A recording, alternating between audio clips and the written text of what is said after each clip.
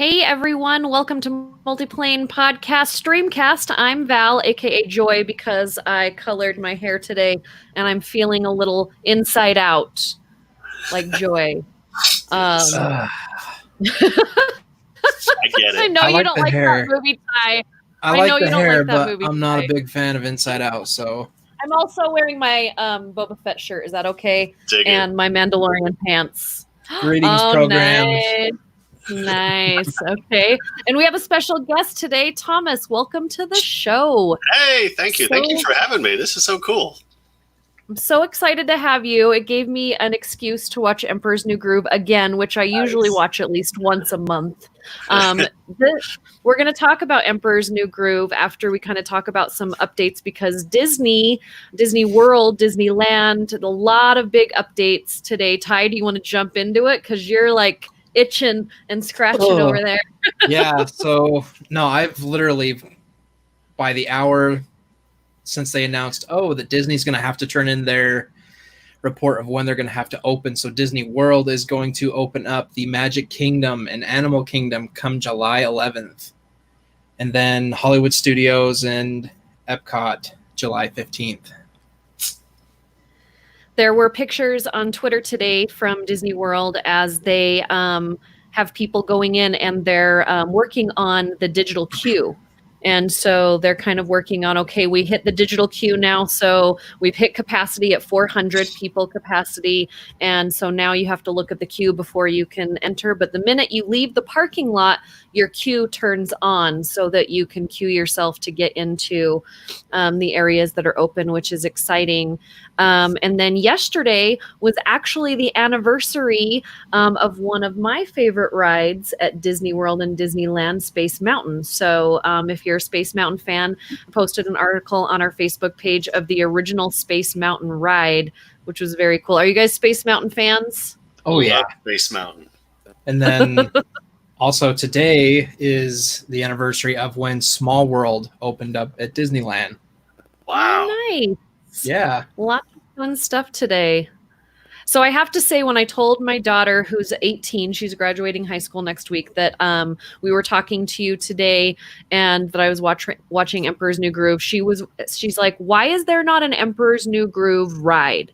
Why is there not a thing where you're walking through like an interactive queue and then you get into a room and you get to pull the lever and then you go down the side? That's a great question. And I said, well, Sammy, go ahead, Ty.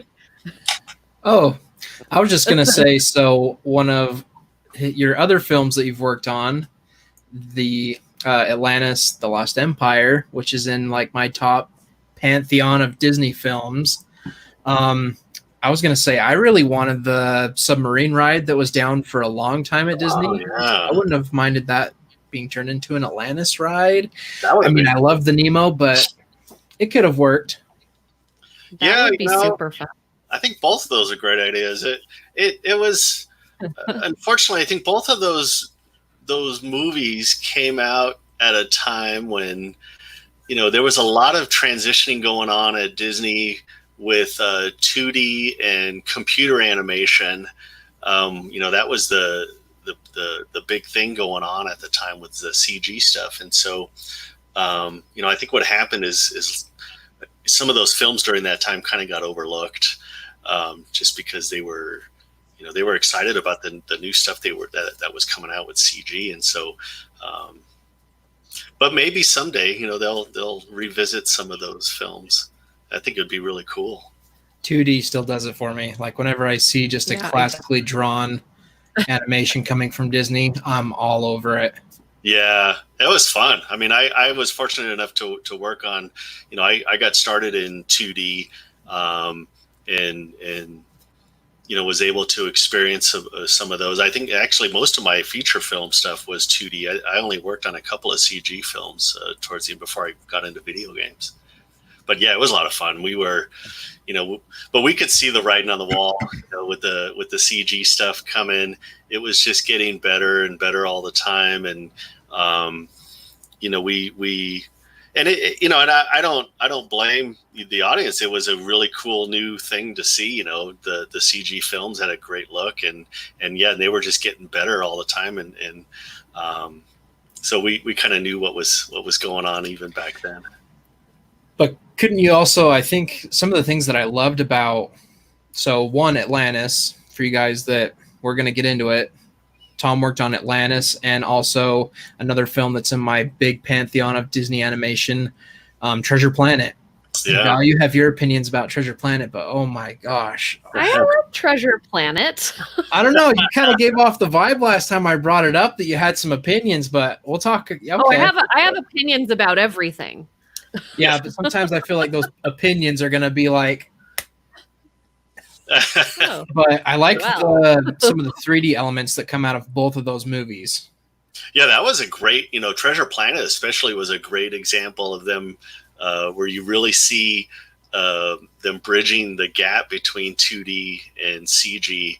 That was one of the few films that has not only, full 2D character, it's got a full CG character with Ben, and then you have a total hybrid with Long John Silver, who was hand drawn, but he had CG elements as well with his arm and his eye, and so you kind of had a mix of all of that, together in that film.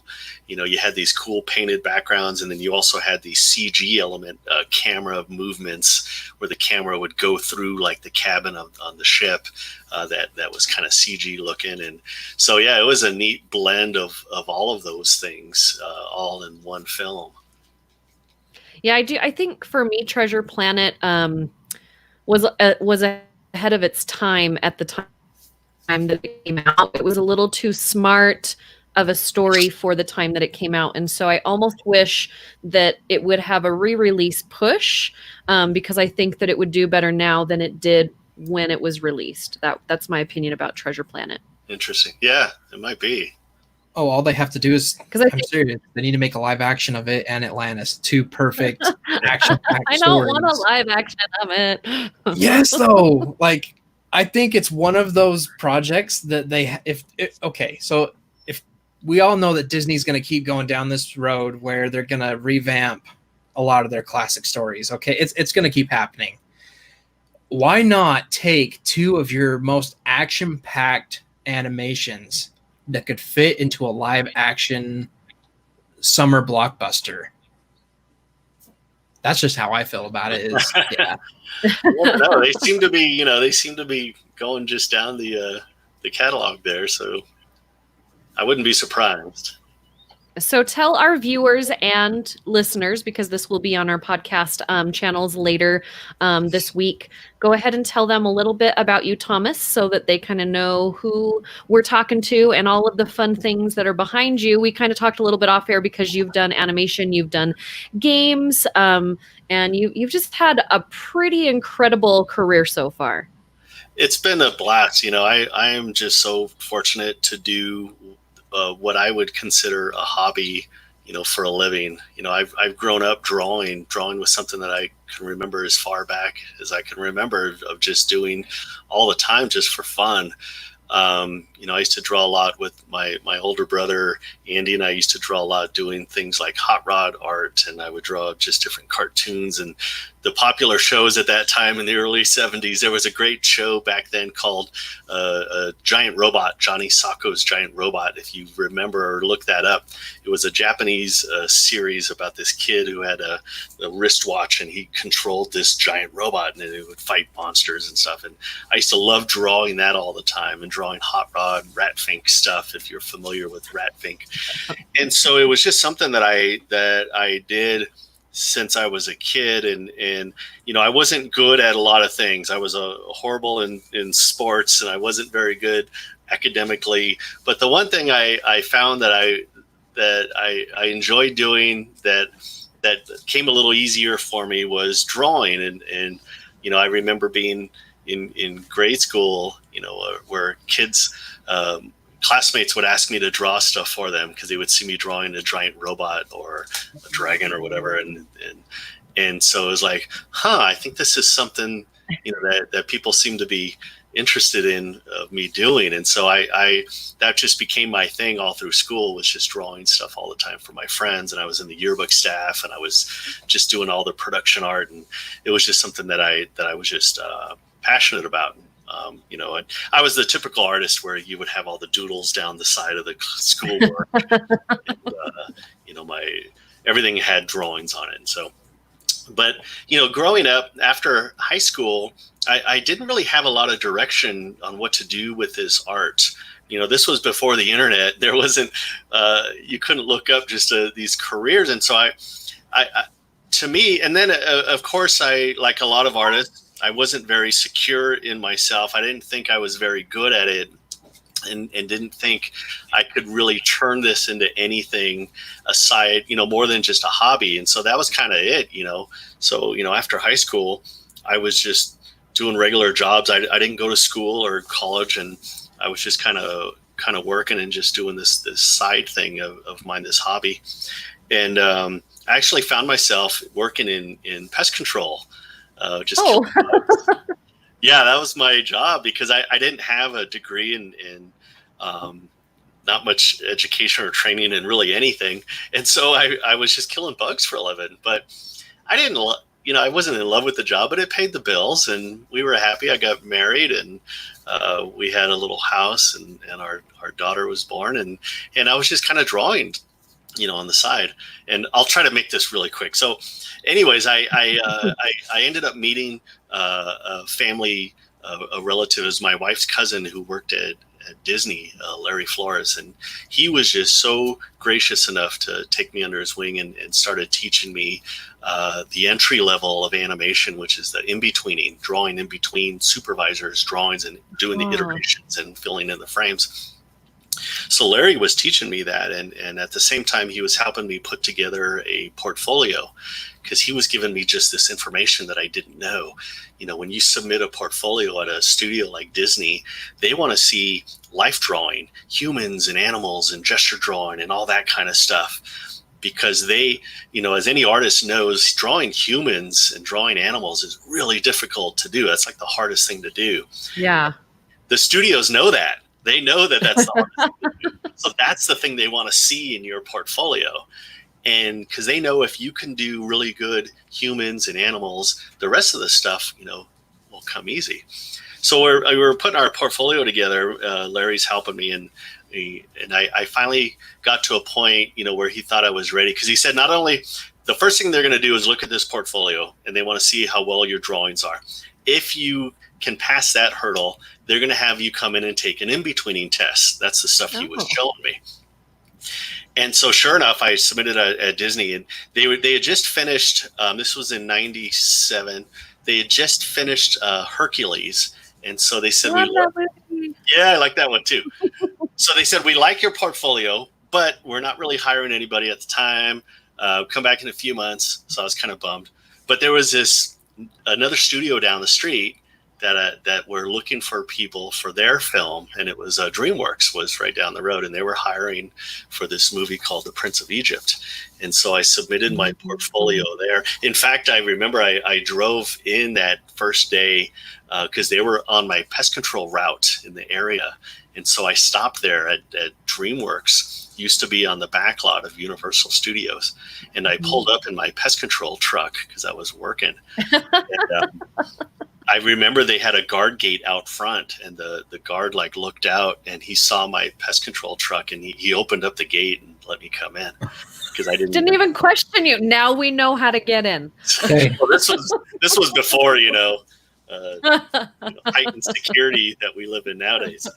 But he just kind of waved me in, and so I dropped off my portfolio in my pest control uniform and my truck and the whole thing, and surprisingly enough, I got a phone call from DreamWorks, and they said they liked my stuff. They wanted me to come in and take this in-between test. They were doing the same thing. And next thing you know, I get hired for DreamWorks to work on The Prince of Egypt, and I'm drawing, and I just I can't believe it. I'm just so shocked that someone's going to pay me to do this for a living. So that's kind of how I got started. That's awesome. You just got to do what you got to do. And then from there, you just kept going. Yeah, when you get on a film, and it definitely makes things easier when you have something under your belt. And so I was fortunate enough to roll on to the Roadtail Dorado at DreamWorks, and then after that I was supposed to go on to Spirit, but Spirit had some story problems, and which is very common. And what happens usually with a lot of us rank and file kind of guys, when there's a delay and stuff, you usually get laid off for a little while. So I got let go from DreamWorks, and they were going to call me back when Spirit was ready. But in the meantime, I started doing I picked up some freelance on the Tigger movie with Disney TV. They were going to make that into a directed DVD thing, but they decided at the last minute to turn it into a theatrical release. And so I picked up some freelance on that. And then that led into a full-time gig at Disney, working on the Emperor's New Groove. Yay! Yeah, I was so thrilled to be at Disney. It was my first time working there full-time, was on that film. So what's that experience like? You get to be on a full animated feature for Disney. Are they really long days? How many people are working on one character? What does that look like? It's it's just mind blowing at first. I mean, at least speaking for myself, I could not believe I was there. It was just the coolest thing. You walk into that hat building, and Burbank's got the big wizard hat out front in Yep. that animation building, and to walk in there, and you see the stuff. They'll put stuff on the walls behind glass of like original Pinocchio art and Snow White stuff, and so you just get a sense of that history and everything that you love, and it's just unbelievable. You can't believe that you're there, and you get your Disney name tag and the whole thing, and so it was just a huge thrill just to be part of that. And I didn't care how long it was going to last, just the fact that I got in there. And it was really neat. So basically in 2D days back then, you would get assigned to a particular character, because we're all drawing, and it's really important to maintain consistency with the characters when they're drawing them frame by frame. And you have so many people drawing the same character, naturally artists, everyone has their own style and stuff, so you really have to kind of conform to that set character, and they call it like keeping it on model. And you get these model sheets that are these character reference guides that make sure you're drawing it the same. And so you would generally get assigned to a particular character. Emperor's New Groove was an unusual one, in that was one film where I got assigned to the miscellaneous crew. And I didn't mind, though. It was a lot of fun. Typically, you would get like Treasure Planet. I was on Jim Hawkins, and I drew Jim Hawkins for that good year or so. And so, which is cool, but at the same time, you're just drawing the same guy all the time. Whereas when I was on the miscellaneous crew on Groove, I got to work on guys like the theme song guy and the old man that gets thrown out the window. And I got to work on some Yzma shots and some of the kids. And so you kind of get a nice variety of a lot of different characters. And so that was my team on Groove, was miscellaneous. So you kind of bounce around and help out on a lot of different characters. That's fun. This is one of mine and my daughter's favorite scenes from, and I was going to ask you guys too, your favorite scenes in a minute, but one of my favorite scenes from Emperor's New Groove, I'm just going to share this really quickly. And I think it's one of those that everyone understands. We've all seen it, and we love it. Oh, yeah.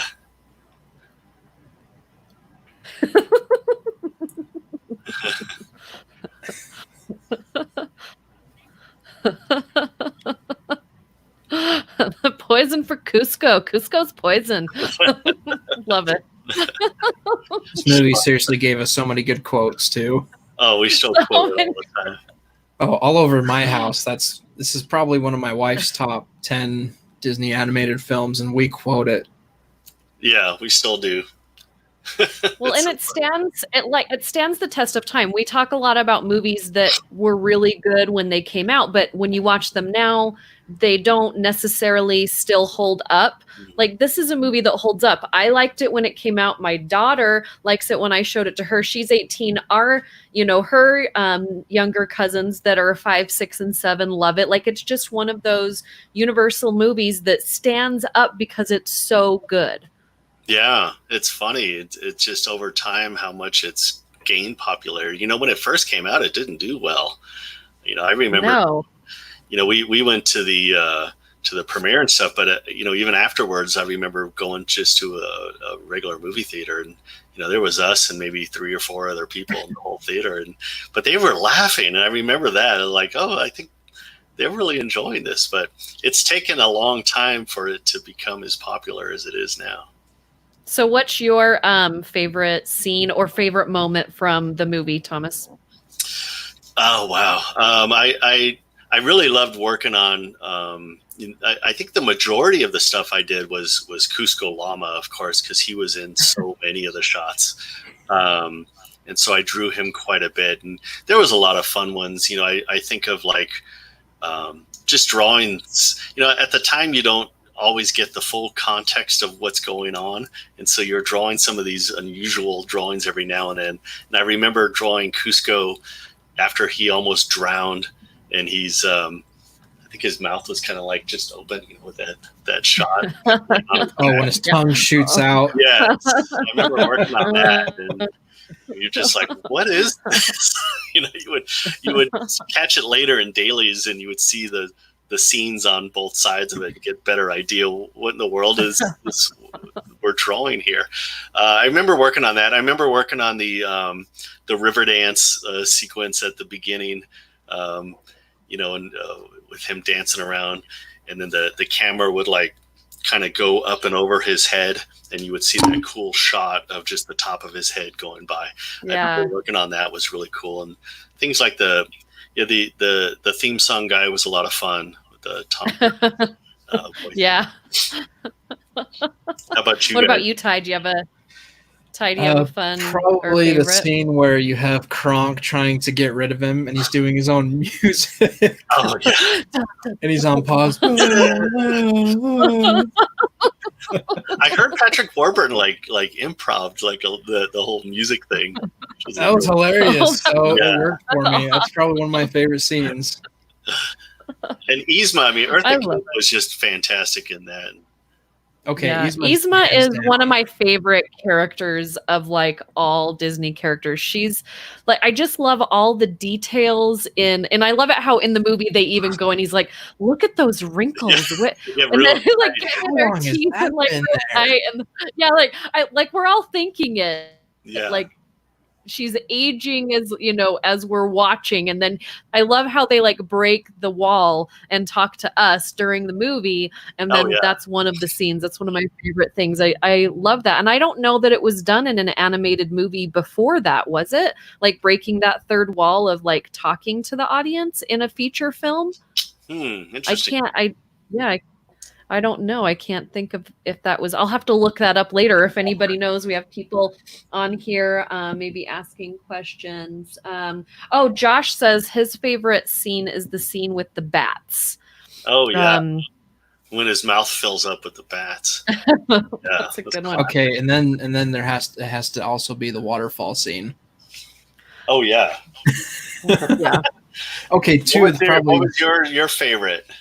Val. Oh well, mine was the one that I showed when you do that's right. poison for Cusco. Cusco's poison. Like, but I just love so much when they're in the restaurant and he's like their order and there's just all this chaos, which reminds me kind of like an old I Love Lucy like episode, because there's so much chaos over here and he's trying to figure things out over here and he's cooking and people are trying, like, it's so much fun and so chaotic for an animated film it's just wrong lever. Jessica says yes, wrong. Why is that lever even there? Oh, here's a good question. Aaron, if you could be any character from the movie, who would you be? We can start with Thomas. Who would you be? Oh, if I could be any of them in there? Yeah. Oh, I mean, to me, I got to go with theme song guy. He was the coolest. How about you, Singing. Ty? I am gonna go with Kronk. I'm just gonna go with Kronk. My spinach puffs. Nice, nice. I love the wife. What's the wife's name? I can't think of her name right now. Was it Chica? I would be her. She knows what she wants. She knows what she's doing. She kind of wears the pants in the family, even though she's not in it very often. I love her character. Or the squirrel. I would totally be the squirrel. Yeah, squirrel. Chica. Yeah, that's what it was. Chica. Yeah, I worked on a couple of scenes with her, which was really fun. I gotta go do some dishes. I did work on the scene with the kids when they were doing that just over and over again. I had a growth spurt. Yeah. It was just little hair. Yeah, she's like, I have to go clean something. It's just her, and I love the actress who plays her, one of my favorites. So great. The music for this film was so great. I mean, usually Disney never fails with the music, but I think it was so much fun in this film. And it really painted a picture of everything that was going on. This film does not take itself too seriously. No, which is funny though, because I love it. It's just silly. Yeah. If you've ever seen any of the footage or the documentary about the early cut of the film, it actually had a much more serious tone to it. Really? Yeah, there's a fantastic documentary called The Sweat Box, and the Sweat Box that refers to that was like the approval room that animators had to sit through with Walt, where he would grill you over your work. But they, when they signed on Sting, to do the music for The Emperor's New Groove, at the time it was called Kingdom of the Sun. It was a different film, and Kingdom of the Sun had Sting was writing all this music for it, and I guess either part of the deal or they agreed to let Sting's wife is a documentary filmmaker, and she was going to do like a making of Kingdom of the Sun. And so she captured a lot of the stuff that went on in that film early on. They had it was a different title, different storyline, and it had a little bit more of a serious tone. And it went through quite a few major changes, about halfway through on that film, where they switched out the directors and they kind of rewrote a lot of the story, and they salvaged, as much of the animation as they could. And so we ended up with like about half of the time to make that same film, which is kind of probably lends itself to that kind of frantic, chaotic kind of pace of that movie, because they were just throwing everything to get this thing done. But yeah, that's what you guys were doing. Yeah, exactly. So if you ever get a chance, look up the Sweatbox. I think you can even find it online, because it covers all of that stuff, which is really cool. And there's a lot of stuff that got cut out from the film. There was a part where when Yzma takes over, the theme song guy used to come back out again and do an Yzma song. It's like Yzma. And so there's a lot of that fun stuff in that movie that never made it. I don't know if I would have enjoyed this movie that much if it was more serious. Yeah, I think the only one of the songs that they kept was the one that rolls in the credits that Sting does, the Funny Friend in Me or something like that. And even that song is kind of more of a somber tone to it, because that was a little bit more from the original film. Sting, I've met a lot of celebrities. He's the best smelling celebrity that I've ever met. And he gives the best hugs. I just want to let you go. If you ever get a chance, I do. If you're gonna rank hugs, then you want the best smelling to couple that. I think is a good thing. If you're up there with hugs, you smell good. Yes, but Sting, you would think that because Sting meets a lot of people, and when he meets you, he would just do like the pat hug. Like, I don't even go in for hugs. I'm just like, nice to meet you. No, he went like for the hug, and he holds you just a little bit longer than you thought you needed, and then you just want to enjoy that. Good sense. Yes. And then if you have, and you just want to live there. You just want to live there after that. If you have, any good camera shots of Val's face behind who she's hugging, you'll just He smells so good. What is your cologne?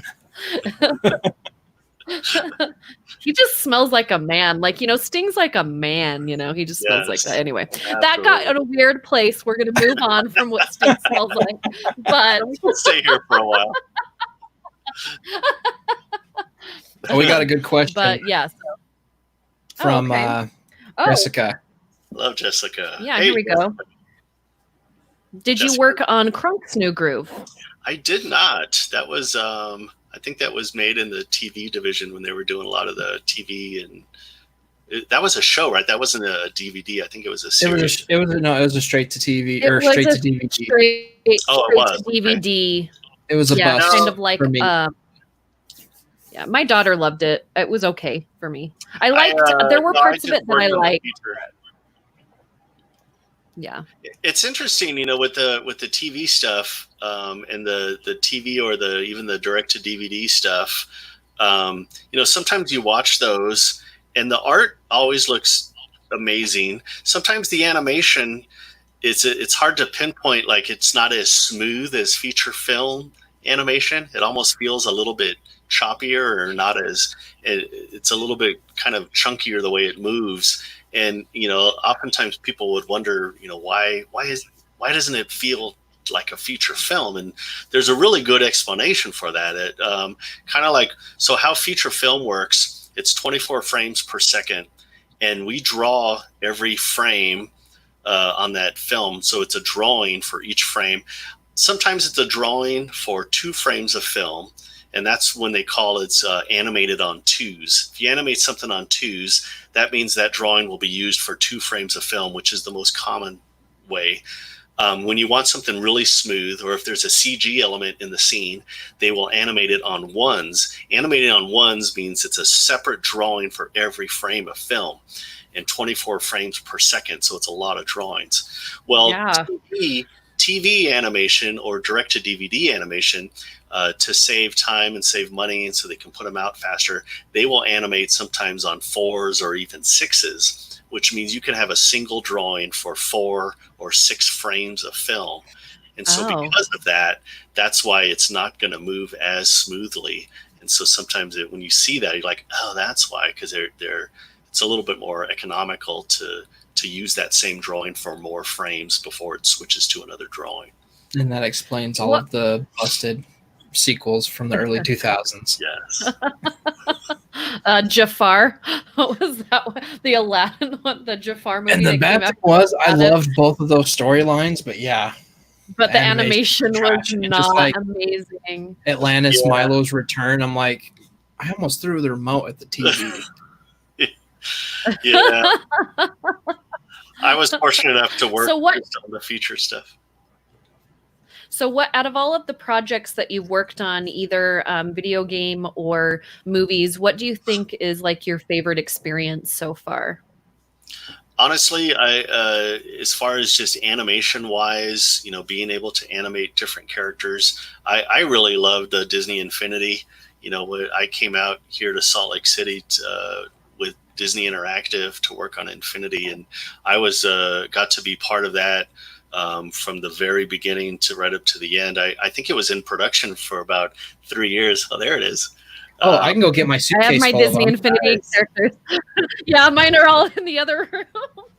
But I worked on that game for probably 6 years, from the beginning until the end, with all the pre-development stuff as well. And that was just such a blast, because as an animator, to be able to work on such a huge catalog of characters from classic Disney and Star Wars and Marvel and all the Pixar stuff. I mean, you just couldn't ask for anything more. To animate such a variety was just such a blast. And the team at Avalanche was just awesome. And, we had a lot of creative input.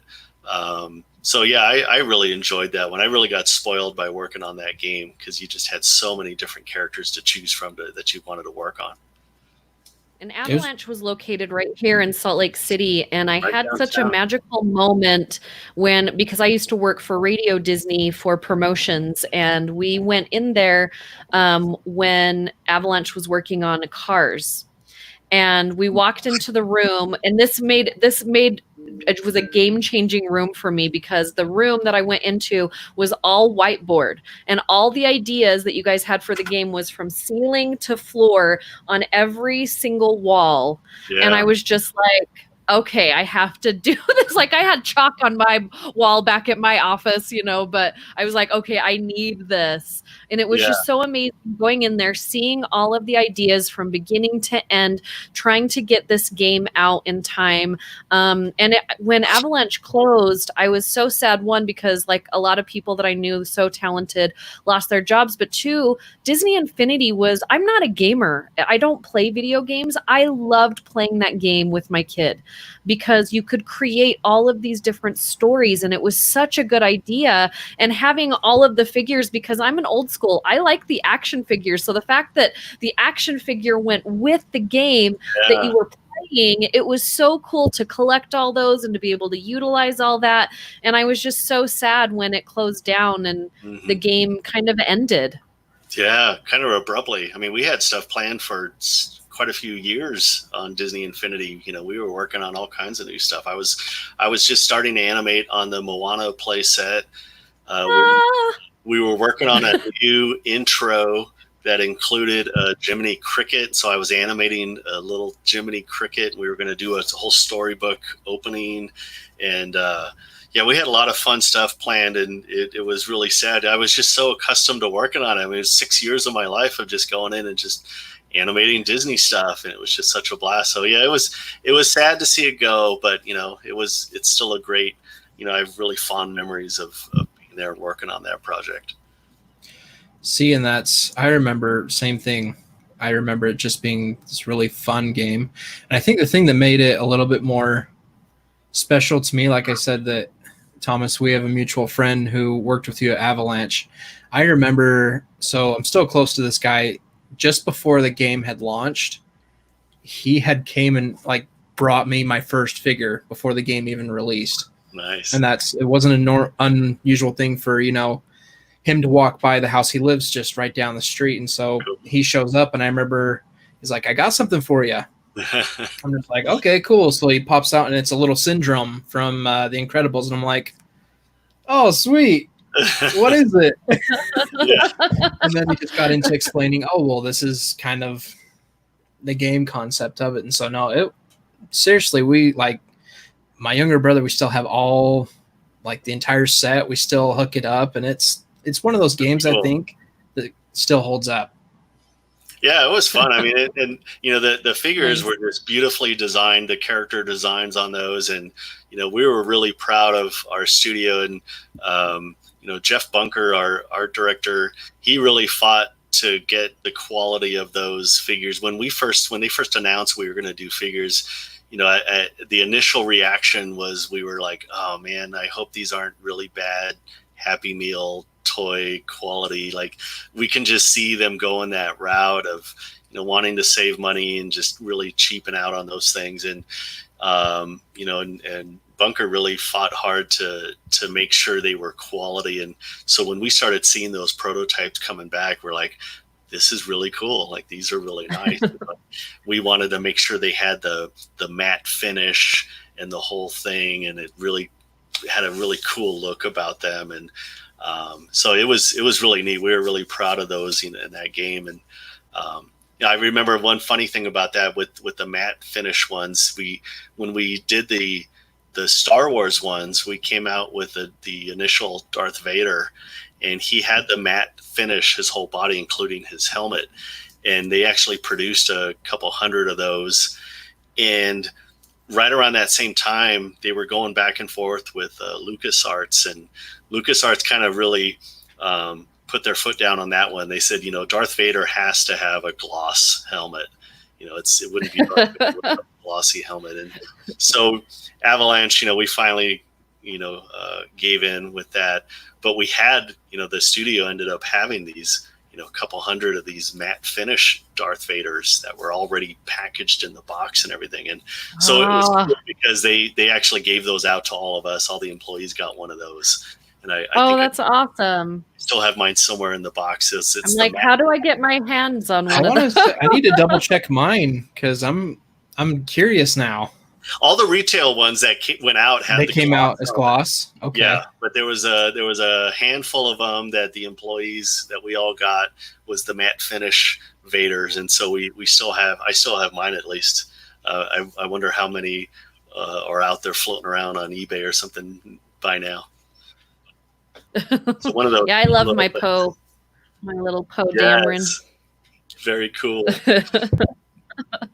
So you do a lot of animation and a lot of characters that we love, but I have to say one of my favorite things that I saw, because we're friends on Facebook, I follow your social medias, and then when I saw this, I was flipping out because I am a huge Foo Fighters fan. Yes.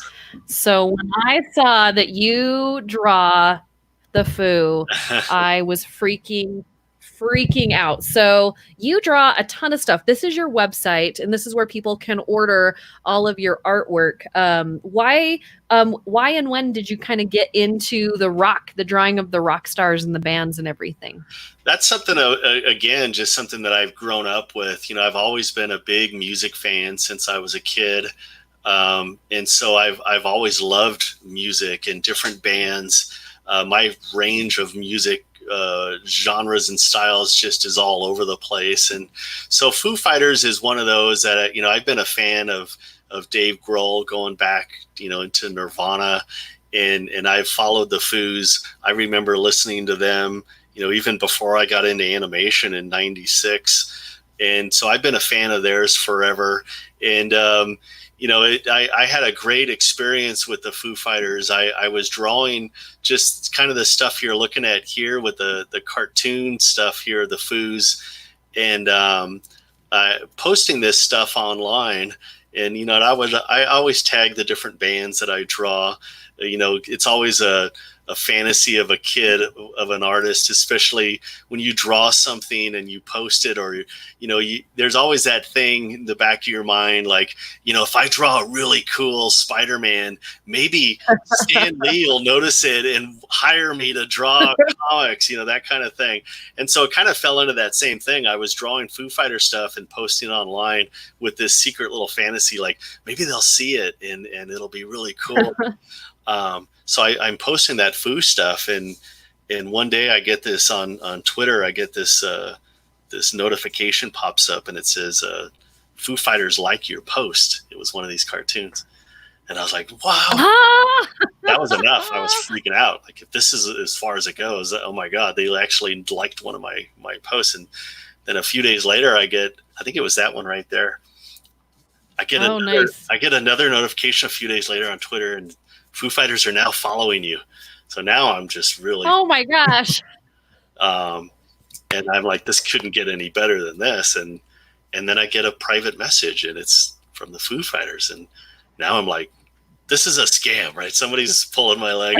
So I'm looking at their page, and I'm like, no, it's got the blue check. It's got the 3 million followers. Like, they're messaging me. And so I get this message from them, and it was from their management. They're like, the band digs your stuff. And they said, if you want to go to the show, they're going to be out there. This was in 2017. They said they're going to be out in Salt Lake. And so they gave me some tickets to the show, and I got to go backstage. And then they said, and if you're down, we'd love to do something with you. And now my head's just exploded by this point. I'm just freaking out. So yeah, mine would be exploding. I was at that show. That's awesome. Yeah, you went to that one. That was awesome. So yeah. I've been to all their shows here. I'm a huge fan. Yeah, for sure. So great. And so what happened is I got to work on.